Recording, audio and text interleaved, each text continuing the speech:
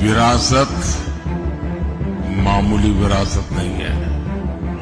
वो दीवार को मैंने कब्रिस्तान में गाड़ दिया है। वो गरीब गरीब गरीब गरीब गरीब गरीब गरीब गरीब गरीब गरीब गरीब गरीब गरीब गरीब गरीब गरीब गरीब गरीब आज हमारी आंखों के सामने आर्टिकल 370 की जो दीवार थी ना, वो दीवार को मैंने कब्रिस्तान में गाड़ दिया है।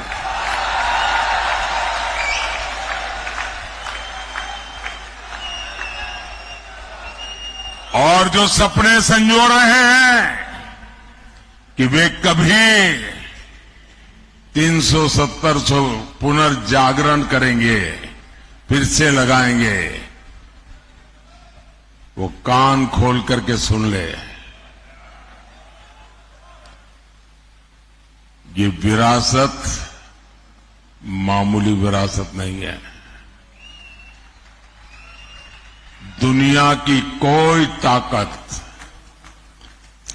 दोबारा 370 नहीं ला सकती है।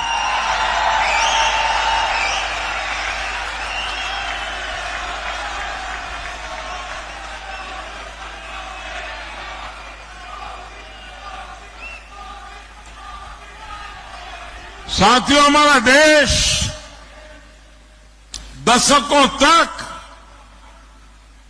सीरियल बम धमाकों से लहूलुहान होता रहा। आतंकी हमलों से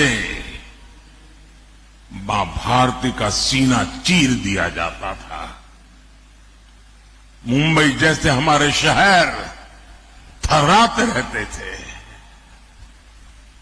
एक ही गूंज सुनाई देती थी कि कहीं कोई लावारिस चीज दिखाई दे तो पुलिस को जानकारी देना। एयरपोर्ट जाओ, स्टेशन पर जाओ, हर जगह पे लिखा रहता है लावारिस चीज को हाथ पर लगाना, लावारिस चीज से चौकन्ना रहना। 10 साल हो गए, सुना है क्या? सब बंद हो गया कि नहीं होगा? ये इनको असंभव लगता था। और अभी राज बता रहे थे 3 तलाक। देश की संसद ने 3 तलाक को ही तलाक तलाक तलाक कह दिया।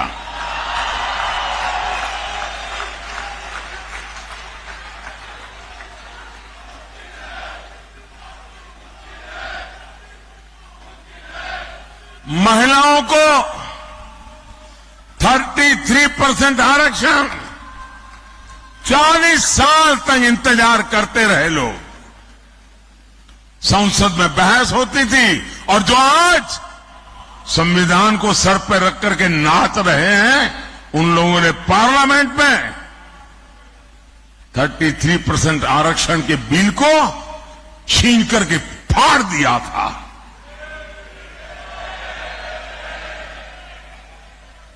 इन सब की छाती पे बैठ करके आरक्षण हुआ कि नहीं हुआ?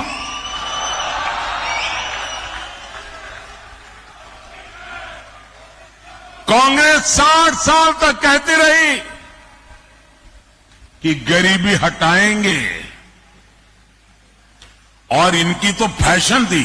और आप सचमुच में थोड़ा जो हिस्ट्री में रुचि रखते हैं, जरा देख लीजिए।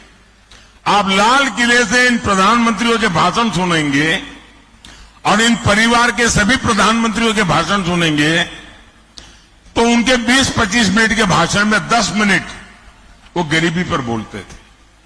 और कोई भी चुनाव का उनका भाषण सुन लीजिए, वो गरीब गरीब गरीब गरीब गरीब गरीब गरीब गरीब गरीब गरीब गरीब गरीब गरीब गरीब गरीब गरीब गरीब गरीब पर माला ही जपते रहते थे। लोगों की आंख में धूल झोंकते थे और गरीबों को एहसास कराते रहते थे कि तुम तो गरीबी में जीने के लिए ही पैदा हुए हो। इस देश में गरीबी को हटाना असंभव लगता था। भाइयों बहनों, मोदी ने 10 साल में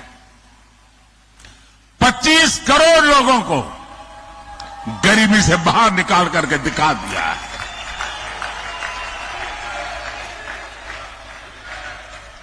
जो असंभव लगता था वो संभव हुआ कि नहीं हुआ? संभव हुआ कि नहीं हुआ? ये किसने संभव बनाया? ये किसने संभव बनाया? ये किसने संभव बनाया? कौन सी ताकत है जिसने ये किया है? ये कौन सी ताकत है? मोदी नहीं, ये आपके वोट की ताकत है ना, इसके कारण हुआ। ये आपके वोट का सामर्थ्य है।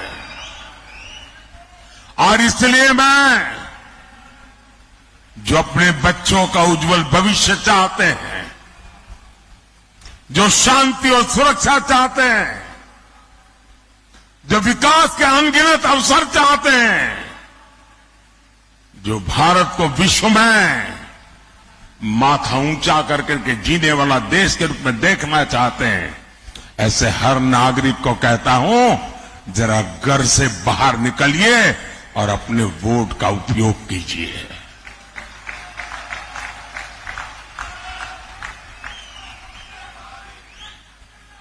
और मेरा आपसे आग्रह है, मैं आज मुंबई करके पास आया हूं, आपसे आशीर्वाद मांगने आया हूं। आप रिकॉर्ड तोड़ करके सारा मतदान करके दिखाइए इस बार। और जब मतदान करने के लिए घर से निकले ना, तो याद करना, कभी वो बम धमाके हुआ करते थे, सुबह घर से निकलते थे तो शाम को जिंदा लौटेंगे कि नहीं लौटेंगे इसका कोई विश्वास नहीं था।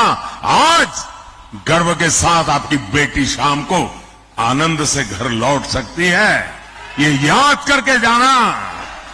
और कमल पे और मेरे साथियों के जो सिंबल है, उन पे अपना बटन दबा करके मोदी को जरा मजबूत कीजिए।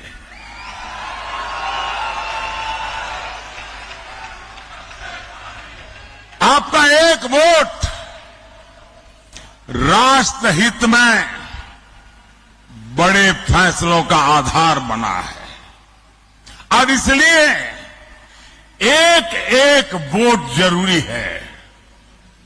साथियों, इन लोगों ने जब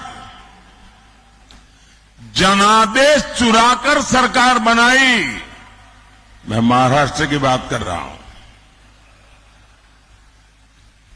जनादेश को चुराकर सरकार बनाई, तो विकास कार्यों से भी अपनी दुश्मनी निकाली। बुलेट ट्रेन का काम हो, मुंबई मेट्रो का काम हो, डेडिकेटेड फ्रेट कॉरिडोर हो, जेएनपीटी में कंटेनर टर्मिनल का काम हो, मुंबई से जुड़े हर बड़े प्रोजेक्ट को इन्होंने लटकाया, अटकाया और भटकाया। ये मुंबई के लोगों से दुश्मनी निकाल रहे थे। साथियों, मोदी का एक महत्वपूर्ण संकल्प है। मोदी मुंबई को उसका हक लौटाने के लिए आया है।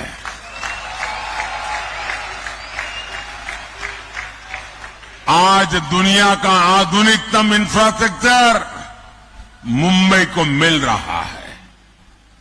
आज यहां अटल सेतु है, मुंबई मेट्रो का विस्तार हो रहा है, मुंबई लोकल का आधुनिकीकरण हो रहा है, नवी मुंबई में एयरपोर्ट बन रहा है, वंदे भारत ट्रेनें चल रही हैं, और वो दिन दूर नहीं जब देश की पहली बुलेट ट्रेन मुंबई को मिलेगी।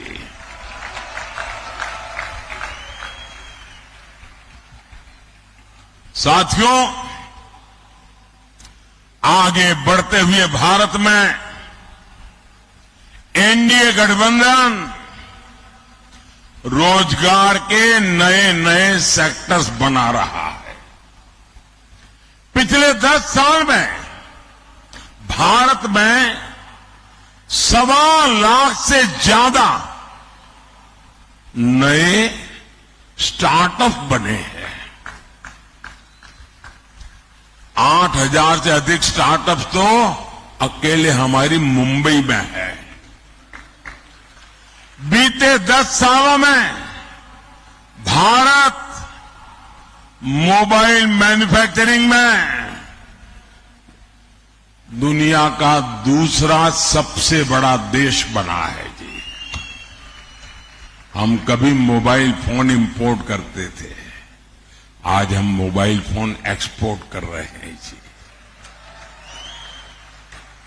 टेक्नोलॉजी से लेकर टेक्सटाइल तक, टैलेंट से लेकर टूरिज्म तक, स्पेस से लेकर स्पोर्ट्स तक, आने वाले 5 सालों में नौजवानों के लिए असीम अवसरों से भरा भारत दुनिया की नजरों में एक बहुत बड़ी आशा का कारण, विश्वास का कारण बना हुआ